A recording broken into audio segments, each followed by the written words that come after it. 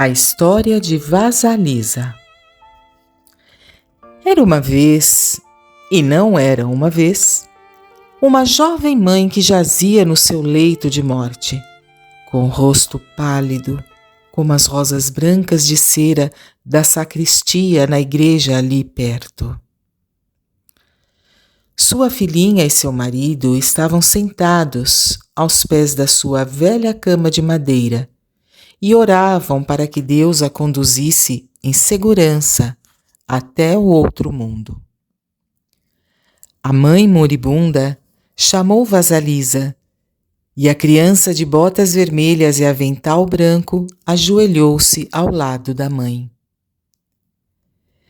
Essa boneca é para você, meu amor, sussurrou a mãe, e da coberta felpuda ela tirou uma bonequinha minúscula que, como a própria Vasalisa, usava botas vermelhas, avental branco, saia preta e colete todo bordado com linha colorida. Estas são as minhas últimas palavras, minha querida, disse a mãe. Se você se perder ou precisar de ajuda, pergunte à boneca o que deve fazer. Você receberá ajuda. Guarde sempre a boneca. Não fale a ninguém sobre ela. Dê-lhe de comer quando ela estiver com fome. Essa é a minha promessa de mãe para você, minha bênção, querida.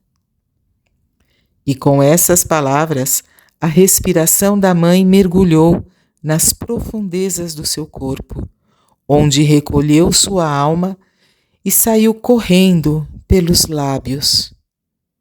E a mãe morreu. A criança e o pai choraram sua morte por muito tempo.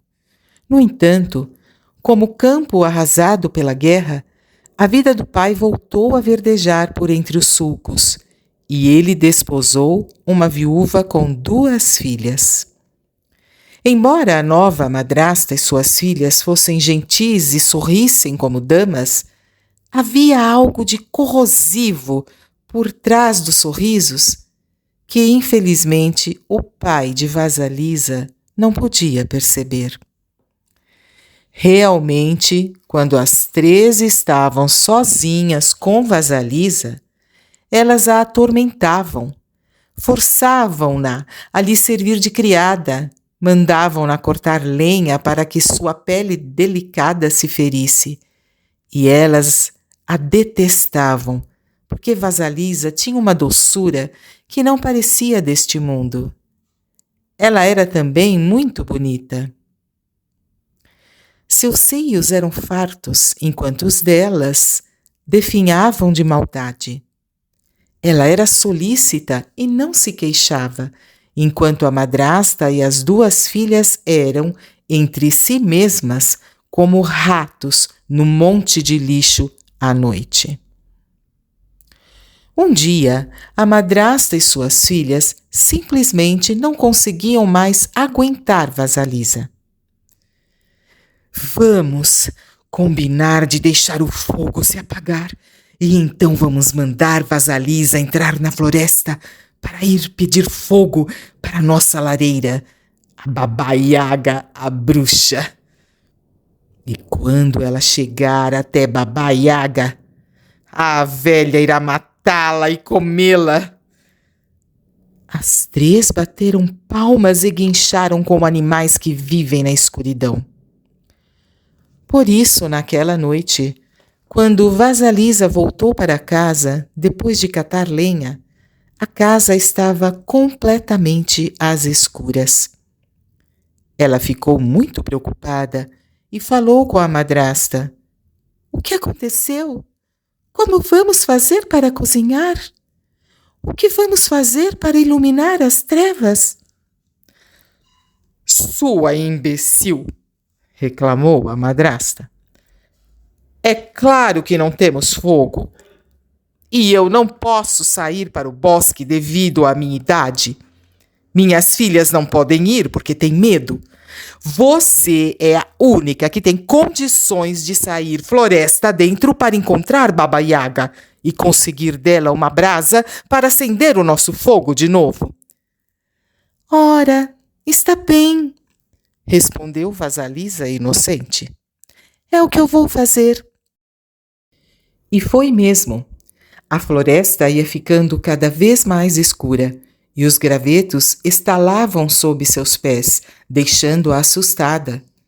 Ela enfiou a mão bem fundo no bolso do avental e ali estava a boneca que a mãe, ao morrer, havia lhe dado. Só de tocar nessa boneca já me sinto melhor, disse Vasalisa, acariciando a boneca no bolso. A cada bifurcação da estrada, Vasalisa enfiava a mão no bolso e consultava a boneca. Bem, eu devo ir para a esquerda ou para a direita? A boneca respondia: sim, não, para este lado ou para aquele. E Vasalisa dava à boneca um pouco de pão enquanto ia caminhando, seguindo o que sentia estar emanando da boneca. De repente, um homem de branco num cavalo branco passou galopando e o dia nasceu. Mais adiante, um homem vermelho passou montado num cavalo vermelho e o sol apareceu. Vasalisa caminhou e bem na hora em que estava chegando ao casebre de Baba Yaga, um cavaleiro vestido de negro passou trotando e entrou direto no casebre. Imediatamente fez-se de noite. A cerca feita de caveiras e ossos ao redor da choupana começou a refulgir com um fogo interno de tal forma que a clareira ali na floresta ficou iluminada com uma luz espectral. Ora, Baba Yaga era uma criatura muito temível. Ela viajava não num coche nem numa carruagem, mas num caldeirão com o formato de um grau que voava sozinho. Ela remava esse veículo com um remo que parecia um pilão e o tempo todo varria o rastro por onde passava com uma vassoura feita do cabelo de alguém morto há muito tempo. E o caldeirão veio voando pelo céu, com o próprio cabelo sebento de Baba Yaga na esteira. Seu queixo comprido era curvado para cima e seu longo nariz era curvado para baixo, de modo que os dois se encontravam a meio caminho. Baba Yaga tinha um ínfimo cavanhaque branco e verrugas na pele adquiridas de seus contatos com sapos. Suas unhas manchadas de marrom eram grossas e estriadas como telhados, e tão compridas e recurvas que ela não conseguia fechar a mão. Ainda mais estranha era a casa de Baba Yaga. Ela ficava em cima de enormes pernas de galinha amarelas e escamosas e andava de um lado para o outro sozinha. Ela às vezes girava e girava como uma bailarina em transe. As cavilhas nas portas e janelas eram feitas de dedos humanos, das mãos e dos pés, e a tranca da porta da frente era um focinho com muitos dentes pontiagudos. Vasalisa consultou sua boneca. É essa a casa que procuramos? E a boneca, a seu modo, respondeu: É essa aí que procuramos. E antes que ela pudesse dar mais um passo, Baba Yaga, no seu caldeirão, desceu sobre Vasalisa aos gritos. O que você quer? Vovó, vim apanhar fogo, respondeu a menina, estremecendo. Está frio na minha casa. O meu pessoal vai morrer. Preciso de fogo. Ah, shh! Retrucou Baba Yaga rabugenta. Conheço você e o seu pessoal. Bem criança inútil. você deixou o fogo se apagar. O que é muita imprudência, você não acha? Além do mais, o que a faz pensar que eu lhe daria a chama? Porque estou pedindo, respondeu Vasalisa depois de consultar a boneca. Você tem sorte, resmungou Baba Yaga. Essa é a resposta certa. E Vasalisa se sentiu com muita sorte por ter acertado a resposta. Baba Yaga, porém, a ameaçou. Não há a menor possibilidade de eu lhe dar o fogo antes de você fazer algum serviço para mim. Se você realizar essas tarefas para mim, receberá o fogo. Se não... E nesse ponto, Vasalisa viu que os olhos de Baba Yaga, de repente, se transformavam em brasas. Se não, minha filha, você morrerá. E assim Baba Yaga entrou pesadamente no casebre. Deitou-se na cama e mandou que Vasalisa lhe trouxesse a comida que estava no forno. No forno havia comida suficiente para 10 pessoas. E a Yaga comeu tudo, deixando uma pequena migalha e um dedal de sopa para Vasalisa. Lave minha roupa, varra a casa e o quintal, prepare minha comida, separe o milho mofado do milho bom e certifique-se de que tudo está em ordem. Volto mais tarde para inspecionar o seu trabalho. Se tudo não estiver pronto, você será o meu banquete. E com isso, a Baba Yaga partiu voando no seu caldeirão com o nariz lhe servindo de biruta e o cabelo de vela. E anoiteceu novamente. Vasalisa voltou para a boneca assim que a Yaga se foi. O que eu vou fazer? Vou conseguir cumprir as tarefas a tempo? A boneca disse que sim e recomendou que ela comesse algo e fosse dormir. Vasalisa deu algo de comer à boneca e adormeceu também. Pela manhã, a boneca havia feito todo o trabalho e só faltava preparar a refeição. À noite, a Yaga voltou e não encontrou nada por fazer. Satisfeita, de certo modo, mas irritada por não conseguir encontrar nenhuma falha, Baba Yaga zombou de Vasalisa. Você é uma menina de sorte. Ela então convocou seus fiéis criados para moer o milho e 3 pares de mãos apareceram em pleno ar e começou a raspar e esmagar o milho. Os resíduos pairavam no ar como uma neve dourada. Finalmente, o serviço terminou e Baba Yaga se sentou para comer. Comeu por horas a fio e deu ordens a Vasalisa para que no dia seguinte limpasse a casa, varresse o quintal e lavasse a roupa. Naquele monte de estrume, disse a Yaga, apontando para um enorme monte de estrume no quintal. Há muitas sementes de papoula. Milhões de sementes de papoula.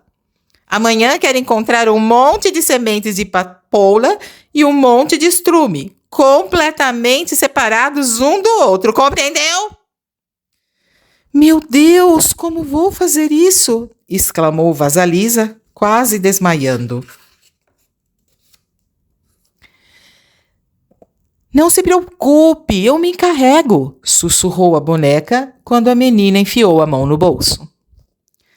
Naquela noite, Baba Yaga adormeceu roncando e Vasalisa tentou catar as sementes de papoula do meio do estrume. Durma agora, disse-lhe a boneca depois de algum tempo. Tudo vai dar certo. Mais uma vez, a boneca executou todas as tarefas e quando a velha voltou, tudo estava pronto. Ora, que sorte a sua de conseguir acabar tudo, disse a Baba Yaga, falando sarcástica pelo nariz. Ela chamou os seus fiéis criados para prensar o óleo das sementes e, novamente, 3 pares de mãos apareceram e cumpriram a tarefa. Enquanto a Yaga estava besuntando os lábios na gordura do cozido, Vasalisa ficou parada por perto. E aí, o que é que você está olhando? Perguntou Baba Yaga de mau humor. Posso lhe fazer umas perguntas, vovó? Pergunte logo, mas lembre-se, saber demais envelhece as pessoas antes do tempo. Vasalisa perguntou quem era o homem de branco no cavalo branco. Ah! Respondeu a Yaga com certo carinho. Esse primeiro é o meu dia. E o homem de vermelho no cavalo vermelho? Ah, esse é o meu sol nascente. E o homem negro no cavalo negro? Ah, sim, esse é o terceiro, e ele é a minha noite. Ah, entendi, disse Vasalisa. Vamos, minha criança, não quer me fazer mais perguntas? Sugeriu a Yaga, manhosa. Vasalisa estava a ponto de perguntar sobre os pares de mãos que apareciam e desapareciam, mas a boneca começou a saltar dentro do bolso. Em vez disso, Vasalisa respondeu: Não, vovó, como a senhora mesma diz, saber demais pode envelhecer a pessoa antes da hora, né? Disse a Yaga, inclinando a cabeça como um passarinho. Você é muito ajuizada mesmo para a sua idade, menina. Como conseguiu isso? Foi a bênção da minha mãe, disse Vasalisa com um sorriso. Bênção? Guinchou Baba Yaga. Bênção? Não precisamos de bênção nenhuma aqui nesta casa. É melhor você procurar seu caminho, filha. E foi empurrando Vasalisa para o lado de fora. Vou lhe dizer uma coisa, menina. Olhe aqui. Baba Yaga tirou uma caveira de olhos candentes da cerca e a enfiou numa vara. Pronto. Leve essa caveira na vara até sua casa. Isso. Esse é seu fogo. Não diga mais uma palavra sequer. Só vai embora. Vai, só. Vasalisa ia agradecer a Yaga, mas a bonequinha no fundo do bolso começou a saltar para cima e para baixo. E Vasalisa percebeu que devia só apanhar o fogo e cair fora logo. Ela voltou correndo para casa, seguindo as curvas e voltas da estrada com a boneca lhe indicando o caminho. Era noite e Vasalisa atravessou a floresta com a caveira numa vara, com o brilho do fogo saindo pelos buracos dos ouvidos, dos olhos, do nariz e da boca. De repente, ela sentiu medo dessa luz espectral e pensou em jogá-la fora. Mas a caveira falou com ela, insistindo para que se acalmasse e prosseguisse para a casa da madrasta e das filhas. Quando Vasalisa ia se aproximando da casa, a madrasta e suas filhas olharam pela janela e viram uma luz estranha que vinha dançando pela mata, cada vez chegando mais perto. Elas não podiam imaginar o que aquilo seria. Já haviam concluído que a longa ausência de Vasalisa indicava que ela, a essa altura, estava morta, que seus ossos haviam sido carregados por animais e que bom que ela havia desaparecido. Vasalisa chegava cada vez mais perto de casa, e quando a madrasta e suas filhas viram que era ela, correram na sua direção, dizendo que estavam sem fogo desde que ela havia saído, e que por mais que tentassem acender um, ele sempre se extinguia. Vasalisa entrou na casa sentindo-se vitoriosa por ter sobrevivido à sua perigosa jornada e por ter trazido o fogo para casa. No entanto, a caveira na vara ficou observando cada movimento da madrasta e das duas filhas, queimando-as por dentro. Antes do amanhecer, ela havia reduzido a cinzas aquele trio perverso.